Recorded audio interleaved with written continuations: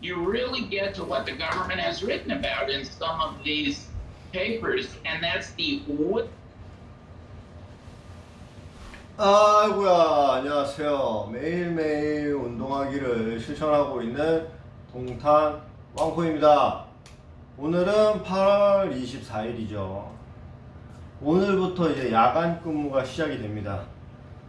제가 제일 싫어하는 야간 근무예요. 뭐 20대와 30대 초반까지만 해도 야간에 근무를 하면은 아무렇지도 않았습니다. 뭐 그냥 낮에 잠 잘 자면은 뭐 끝나고 막 그랬었는데 30대 중반에서 후반으로 넘어가는 이 시점에 야간 근무를 하면은 몸이 썩는 것 같습니다, 여러분. 교대 근무를 하시면서 야간에 뭐 잠을 잔다거나 아니면 일이 좀 편한다거나 그런 사람들은 잘 모를 수도 있어요. 하지만 저 같은 경우는 야간 근무 내내 계속 깨 있어야 되고 계속 일을 해야 합니다. 아주 힘듭니다, 야간 근무가. 건강 관리를 아주 잘 해야 돼요. 그래서 운동을 열심히 해야 됩니다, 여러분. 체중 관리 잘 해야 되고요. 잠 잘 자고 체중 관리, 운동, 이게 제일 중요하죠. 진짜 운동이 운동이 짱입니다, 여러분. 운동 무조건 하셔야 됩니다. 일단은 스트레칭 하고 팔굽혀펴기를 하도록 하겠습니다. 요즘에 이렇게 운동하기가 왜 이렇게 싫은지 모르겠어요. 왜 살이 많이 쪘는데. 그래서 일단 운동을 하도록 하겠습니다. 수영을, 야간되는 수영을 안 가요, 여러분. 그래서 일단은 팔굽혀펴기를 최대한 많이 할 수 있도록 해볼게요. 역시 운동할 땐 역시 CNN이죠.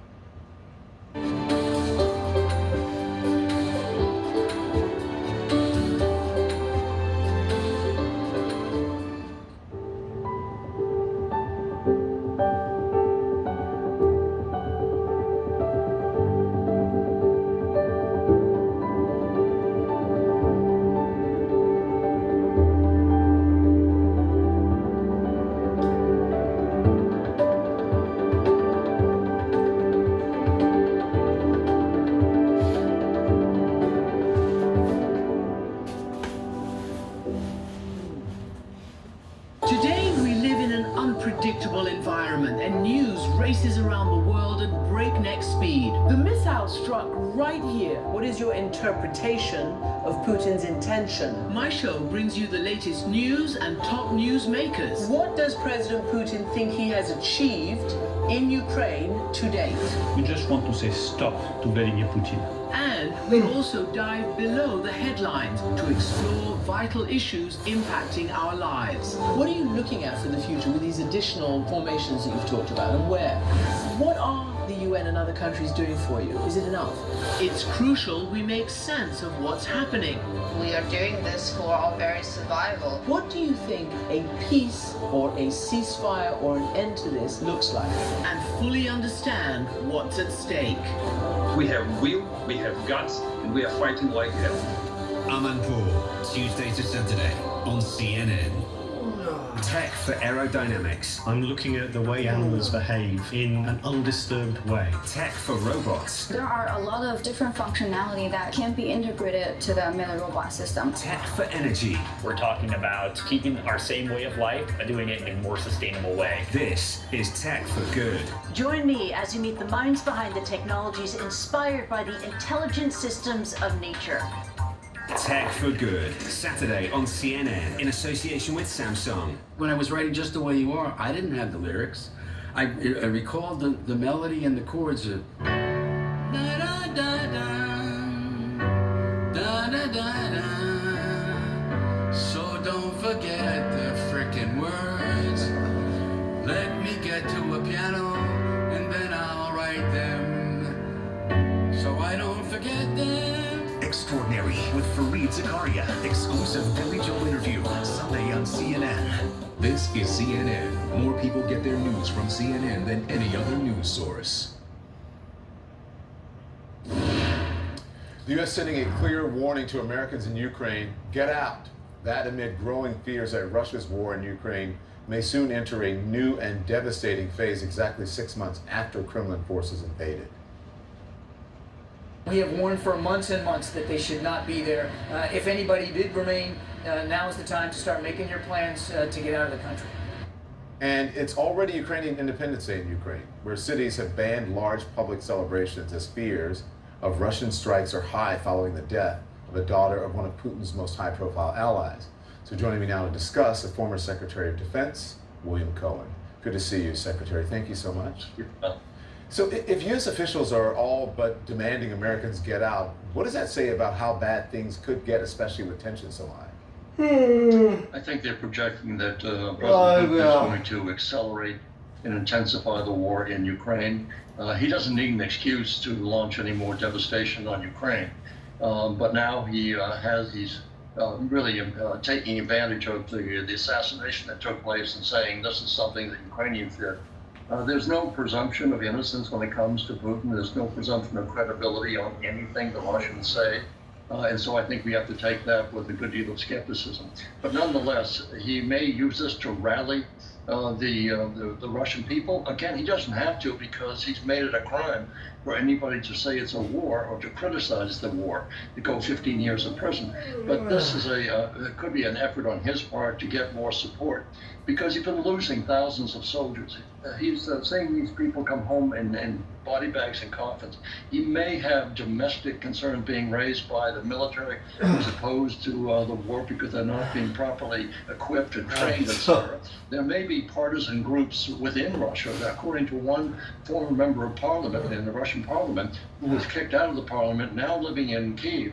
He said there are partisan groups who may be responsible for the bombing that took place a day or so ago. So he has a lot on his hands in terms of discontent within Russia, in terms of the people looking at those bodies coming back home. And the fact is, he's not making any progress. And so when he's not making progress, he's losing. The fact is, the stalemate is not just a stalemate. It's a loss for Russia, and now I think he'll try to capitalize on that and intensify that. So, Secretary, it can be easy to lose sight of where things stand with the war, with so many domestic concerns here. Can you give viewers a sense of the state of the war and how it continues to upend global stability as well as the energy markets?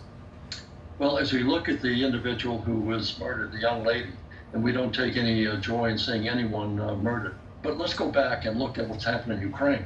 There are 5,000 Ukrainian civilians who have died. There are some, I think, a total of 12,000 altogether in terms of those, including the wounded.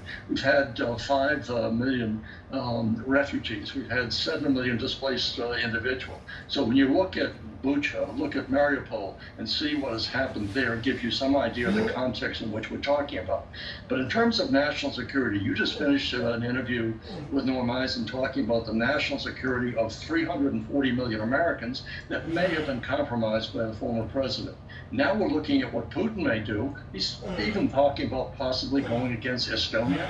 Estonia is a NATO member. That means we're all involved once again in this particular conflict. He may attack a nuclear power plant. They're using it as a shield right now, the Russians are.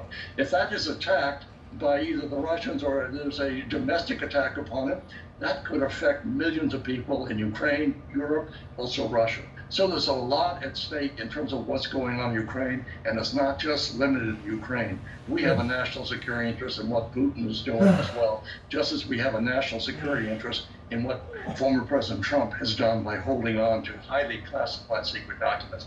We don't know if we have them all yet. We don't know who was cleaning the premises. Were they just housemaids or cleaning folks who were moving boxes around? And if so, did they have access to the documents? Did they end up in the hands of another foreign service? Those are issues that really have to be focused on in the coming days. Secretary, it's always a pleasure. And listen, for all these months that I've had you on, I have been meaning to tell you I love the room that you're in. It's really cool. It's really substantial, and the best part about it is the woman over your right arm, who I love. Well, give her credit. Janet is the one who has designed this whole room and keeps me upright every day. I know she's watching. She's probably sitting right there. Tell her I said hello. Thank you very much. I'll see you soon. Thank you very much, Tom. Thank you. So they could be facing life in prison. 2 men convicted today of plotting to kidnap the sitting governor. That's next.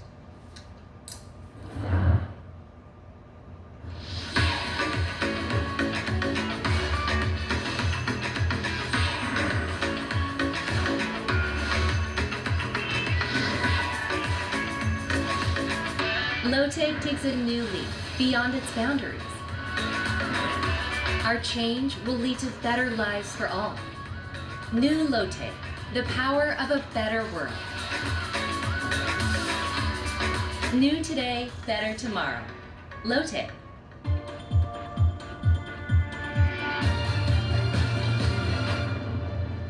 I believe we have an opportunity to move towards hope because we are learning more about this criminal enterprise. My name is Lisa C. Williams. I'm a philanthropist and an advocate for survivors of human trafficking. When I look back over 22 years of when I first started working in this space, I was simply trying to find safe shelter for girls who were 10 and 11 years old who were being bought and sold on our streets. One of the things that I remember very vividly, it was a turning point in our fight for Rachel's Law, is the CNN special, Children for Sale. It took something like that documentary that was hosted by Jada Pinkett Smith to wake up people and for them to want to look at it and understand what we were saying to them. And that just gave us momentum. And we took that film and we took it all over Georgia, and we galvanized people around a movement that we call the I Am Rachel movement to tell them about the safe harbor law that we were trying to get passed. And 83% of Georgians said we agree that children are children and not the criminals.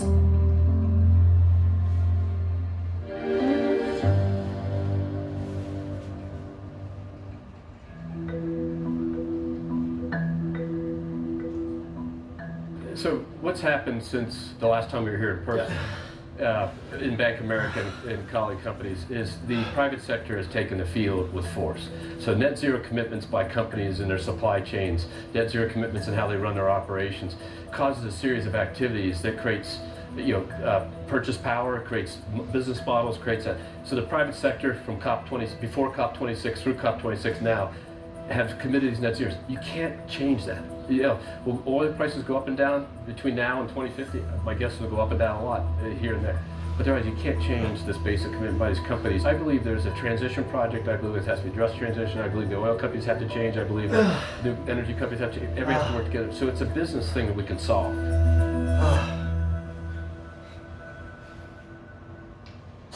African Voices Changemakers. Create opportunities. Impact communities. Transform lives.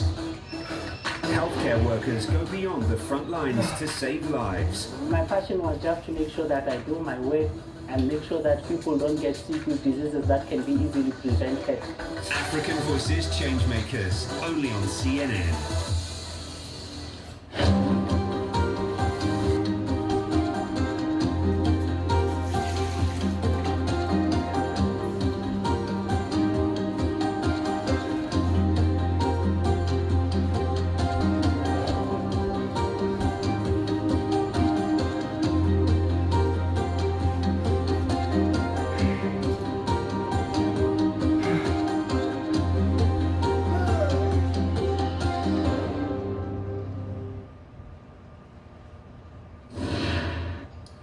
Two men convicted by a federal jury today of conspiring to kidnap Michigan Governor Gretchen Whitmer, Adam Fox, and Barry Croft face a maximum sentence of life in prison. They were also convicted of one count of conspiracy to use weapons of mass destruction. The prosecutors accused the men of plotting to kidnap Governor Whitmer, a Democrat, from her summer home back in 2020. She released a statement on Twitter that reads, in part, "Today's verdicts prove that violence and threats have no place in our politics, and those who seek to divide us will be held accountable."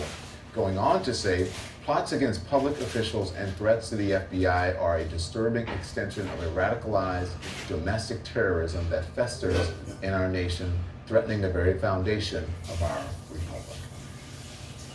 Up next, hundreds of pages of secret documents exactly where they didn't belong at Mar-a-Lago. Stay with us.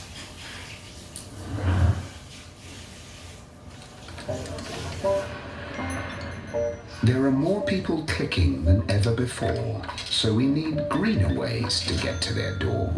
With e-bikes, biofuels, innovations galore, we'll help you keep up with the clicks.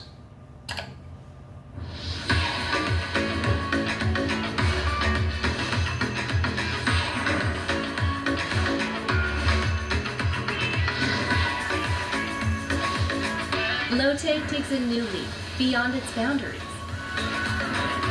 Our change will lead to better lives for all. New Lotte, the power of a better world. New today, better tomorrow. Lotte. As the countdown to the FIFA World Cup 2022 approaches, every continent is turning its eyes to Qatar. We have a feeling the greatest sporting event in the world won't be the only thing capturing everyone's attention. Beyond football, immerse yourself in internationally renowned entertainment, art and culture. Qatar has everything you'd want in a destination. In fact, it's the obvious choice for the FIFA World Cup 2022. So, why go anywhere else?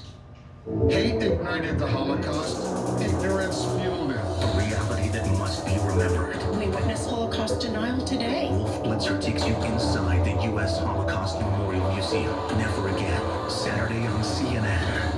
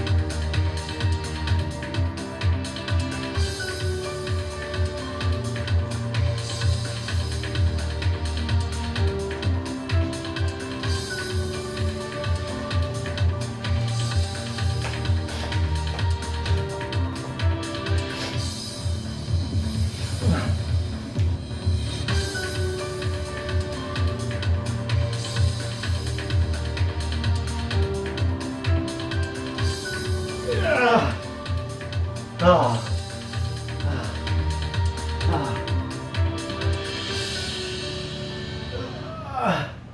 I'm Christiana Montour in London, and this is CNN.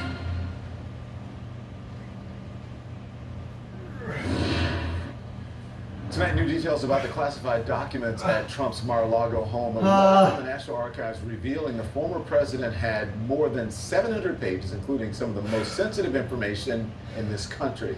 And that doesn't even include the documents from the FBI search 2 weeks ago. We're also learning that the archives told Trump's legal team back in May that they were so worried about the top secret information in his possession that intelligence officials needed to do a damage assessment.